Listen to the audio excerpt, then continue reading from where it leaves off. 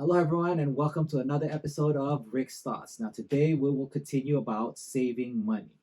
So, this will be episode number three about saving money. But instead of what we've talked about in the first two episodes, this time we're going to talk about actually saving money and how you can make it work for you.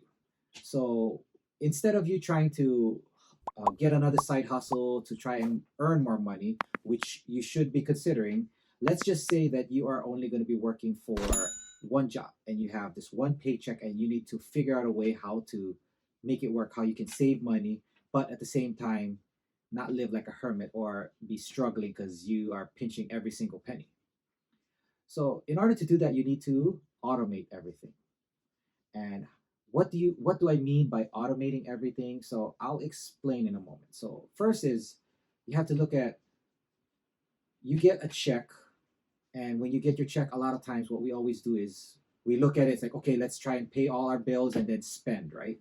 And then next thing you know, at the end of every month, you're like, oh, I just can't save any money because there's nothing left. I'm living paycheck to paycheck. Well, have you ever wondered, even if a person makes more money, so just say you got an increase, so you got a pay increase every 6 months to every year, but for some reason you're still struggling and you're still living paycheck to paycheck. Well, it's because it's more mental. We tend to see money and we just spend it. So why am I talking about that? So I want to talk about how you can save money automatically. So when I say automatically, I mean I want you to automate everything. I mean as much as possible. Of course, there's going to be some stuff that you cannot automate, but for the most part, you should be able to automate a bunch of tasks, right? So first is your paycheck. When you get your paycheck, I want you to consider investing, right? So first one is going to be your 401k. So if you can invest on your 401k with your employer, then you are already ahead.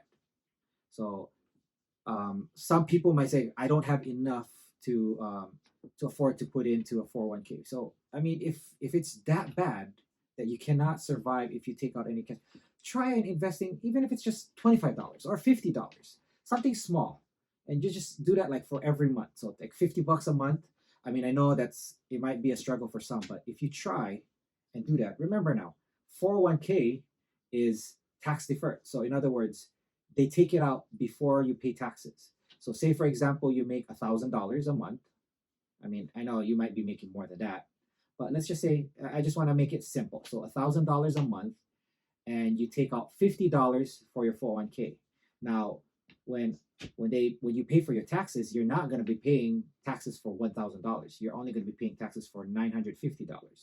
So whether you pay state or just federal or county or whatever kind of taxes you have to pay, income taxes, you will only be paying for the 950 because the $50 was before taxes. So they take out the money and they invest it for you on your 401k. And I want you to do that because then, because it's being deducted automatically from your paycheck, you won't miss it. Yeah, I know it will be struggle in the beginning. It will be a real struggle for some. But if you give it a few weeks, I can tell you that eventually you won't even feel it. It's just it hurts in the beginning, but then eventually you won't feel it. And besides, the the difference is going to be very small because instead of you paying $1,000 taxes on $1,000, you're paying 950. So technically, you're not really losing $50. You might be losing out of your paycheck maybe $30 or somewhere around there. Remember also, when you fund your 401k, a lot of companies out there match you dollar for dollar up to a certain amount. So that was the first step. Now, the second one, what I want you to do is you're going to have a checking account. I want you to have your paycheck directly deposited into your checking account. So you're going to have this one checking account, which is going to be your main account. Okay. Now, when you get that checking account, now you're going to open several other accounts after that. But what you want is everything gets funneled into that checking account. And then from there, you're going to split up your check so into different categories. So after you open your checking account, your main account, you're going to open different accounts. So first one you're going to open is possibly another checking account, which is going to be for your investing. So why investing is because if you don't invest for your future and you're going to wait till you're in your 50s to invest, guess what? It's going to be too late. So if you're in your 20s or 30s, I suggest start investing. If you're in your 40s, you know what? You have some catching up to do because the sooner you invest, the higher your investment is going to grow. So, say for example, you invested $10,000 at 20 years old, and then you just invested at one time and you just let it grow. Guess what? Your money is going to grow much more than if someone invested $10,000 in their 30s or in their 40s. It's going to be huge. It's going to be a huge difference. So, the more time you have to allow that investment to grow, the larger it's going to be. So, always look at investing, even if you just put in a little bit. And we'll talk about that in a moment. Yeah. So investing would be your next account that you're going to open, your sub accounts. And then also I want you to look at opening possibly an emergency fund if you can, or a savings account. I mean, you can just use your savings account and that can be your emergency fund. But if you want it to be separate, where the emergency account will just sit there and you won't touch it, and then you have your savings account where you can use it for certain other things, then that's fine as well. Now, I also want you to look at a pleasure account. So what do I mean by pleasure? So vacations, if you're planning on taking a vacation, let's say you want to travel, that once in a lifetime travel, well, you should save up on that instead of just using credit cards to pay for your travel. So if you save up, then you know how much money you have, then you can plan appropriately on what kind of vacation you can afford, right? So that one, I also want you to look at saving taxes. So have an account for taxes, if especially if you're in business. If you're doing business or you're trying to start a business, then open an account for taxes because you don't want to be caught off guard at the end of the year that you have to pay taxes, right? When it's time to file your income taxes and you made a significant amount, but you didn't set aside any money for taxes, then you'd be like hurting because you weren't ready for that. And I also want you to open a discretionary account or something for your spending. Now you might be thinking like, wait, what? We're trying to save money, but you're talking about spending. And I'll get to that in a moment. Yeah. So you have all these different accounts that I just spoke of. And you know what? You can open several other accounts. Like um, I know some people that start a wedding account for their marriage. So they know they're not getting married yet, but they plan on getting married soon. So they have a girlfriend or a boyfriend or whatever.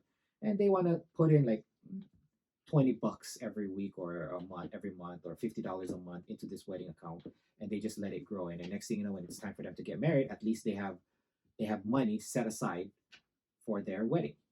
So something to think about. And I want you to open an account for other things that you might find important, like maybe even trying to buy a car. So you want to purchase a car, and if you want that to be separate, you can save up for it. Or even purchasing a home is another one, is another good one where people want to own a home, but it's so hard to come up with a down payment, especially nowadays where you have to come up with 20% down.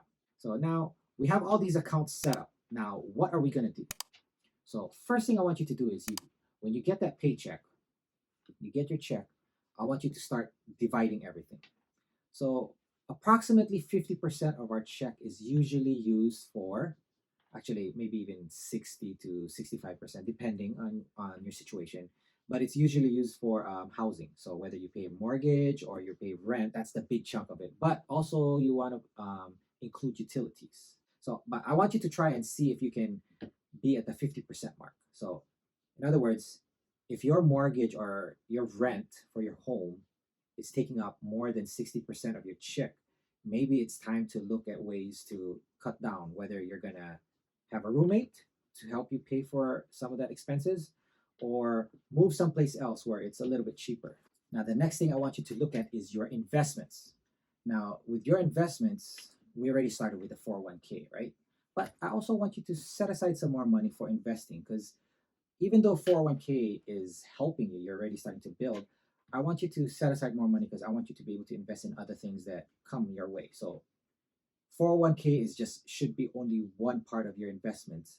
That shouldn't be the only egg that you remember. Now you're building a nest egg for yourself for your future, and you shouldn't have everything on one account, which is just your 401k. I want you to look at investing in stocks or mutual bonds, mutual funds, or bonds, or even real estate, which is something that I love and which I am actually working on some videos on that, and that will be coming out soon.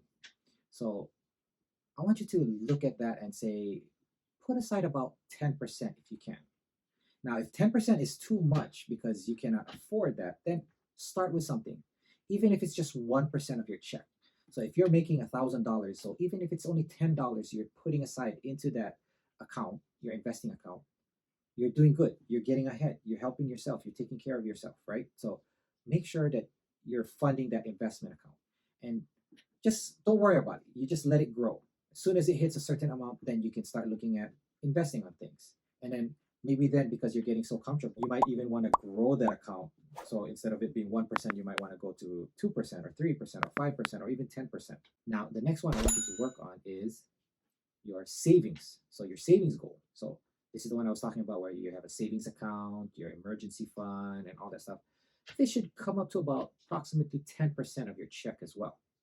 So if you can set aside savings of 10% of your check, and then you can even start your emergency fund, and you don't have to make it large.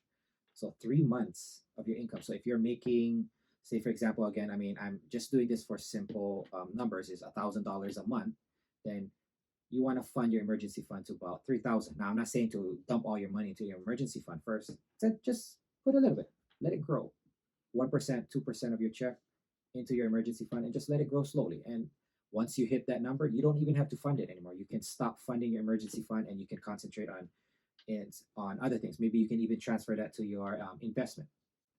Now, I also want you to look at, so the savings amount right now. I said about 10%. I mean, you can do a combination with your emergency fund where the total is 10%, or you can just do having your savings at 10%. This one, you want to save this is because this is for things that you want, right? So the pleasure, remember the pleasure accounts that I want? This can be a part of that. So for your wedding, for your for purchasing a car or anything else, or vacation, all of that, that can all go into that one account. Now we have 30% left of your check. So 30%, what I want you to do is you got to look at your spending. When I say spending is, so do you have credit cards right now? I want your credit cards to be dipping into this 30% that's left here. So of course, what we want, our goal is to eliminate credit card debt forever. I mean, not forever, but eliminate credit card debt where you're not paying interest. So that's something that a lot of people have. So on average, a person would carry what, like 5, 10, maybe even $50,000 in credit card debt. Now, did you know that a $10,000 credit card debt can take you over 30 years to pay off if you're only making minimum payments? And guess what? That $10,000, when you're done paying it off in 30 years, 30 plus years, it's going to be over 10,000. It's going to be over 20,000. It's going to be almost $25,000 by the time you're done paying it off. So in other words, you're paying close to 15 grand in interest. Now I could be off. It depends, of course, on the interest rate of your credit card. But what are credit cards nowadays? Like 15 to 20, 25% interest. So you can just do the math, and it will take you that much to pay off $10,000 credit card. So let's look at paying off our credit cards as soon as possible. And this is one way to do it. So now we have that 30% left of our check. So say for example, again, that $1,000 that we make a month, excuse me, the $1,000 that we make a month, and we take out 50% for the fixed cost, which is the living expenses, the 10% for investing, 10% for saving. So we're left with 30. So let's just say $300. So with that $300, what I want you to do is to look at what do you spend the most on. So let's just say you like buying lunch every day while you're at work, and it's costing you, just say for example, it's costing you $250 a month to buy lunch every single day at work. Well, let's look at cutting that cost. Now, I'm not saying don't buy lunch anymore and only bring home lunch. What I'm trying to say is, let's look at cutting back a little. So instead of it being 250, let's look at cutting it down to 225 next month. And then the following month, let's cut it back down again to $200. And then the following month to 175. And why am I saying this? Is because what I want you to do is I want you to learn to cut back on certain things that's costing you way too much money. So that way you can build up your savings and you can pay down your credit cards. So this way you're automatically doing everything, right? You have set aside your money to pay for all your fixed costs, all your basic allowance expenses. You're still setting aside money for your investing, even if it's just 1% or 2% or whatever it is. And then you're also setting aside money for your savings. So you're starting to grow that. So even if right now you're not doing the 10% for your investing and 10% for your savings, and you're only doing 1% or 2% for both of those, you're starting. And then because your expenses are so large because you're making large payments on your credit card, and all these other things, if you can just at least look at that and you can start paying down your credit card and cutting back a little bit at a time on certain things, what will happen is your credit card debt will go down or will disappear. And then you can use that money to grow your investments, to grow your savings. And then now I'm not telling you to um, zero out your spending. I want you to still stay within that 30%, or if you want, you can even stay with 20% spending, depending on how much you make, of course. Now, if you can get that spending, if you can at least have yourself 20% of guilt free spending, okay? Now, what do I mean by this is I want you to have that number. So, what I want you to do is you got to look at everything that you spend. Like I said, you're going to cut back on certain things, but I don't want you to eliminate everything, especially if it's something you really want. Then I want you to enjoy yourself, because if you don't enjoy yourself, if you are restricting yourself, like how some people were like, okay, I gotta save money, I really need to hunker down, I need to cut back on this and cut back on that, and guess what happens? Yes, they'll do it for like a month or two, and what happens? They get so frustrated, they go right back, and then they don't have anything saved. But instead of doing it that way, where uh, it's it's kind of forcing yourself, it's very unnatural, right? What I want you to do is I want you to look at um, making it where you're still enjoying life. You're getting to enjoy life. I don't want you to live like a hermit and like not be able to spend anything and not enjoy life. Now you can do that if you're okay with that, but I want you to enjoy life. So set aside about 20 to 30% of your check, and I want you to be able to spend that money without being guilty. Now you can even use that for your vacation. So we didn't talk about the pleasure account yet, yeah? So what you can do is you can set some of that money into your pleasure account. So for your vacation, so let's just say you plan on taking a vacation soon, and you've been saving money and you don't really need to spend that much this month, then you can take that money and stick it into that pleasure account, into that vacation account, or whatever account that you have set aside. You can just put that money in there, and now you're slowly growing that. Now, remember, look at all your options. So the more you can fund certain investments, the better you are later on in your life, right? When it's time to retire. Okay, so if you have any questions or if you have any comments, please leave them in the comments below. Let me know. Let me know what you think about the video, how my format is, how I changed it up. Okay. Also, don't forget to smash that like button if you're enjoying this video. Don't forget to subscribe and hit that notification bell so that YouTube will notify you the next time I upload another video. And also, don't forget that I have another video over here and another video over here that you can check out. Now remember to always strive for financial independence. And until the next time, aloha.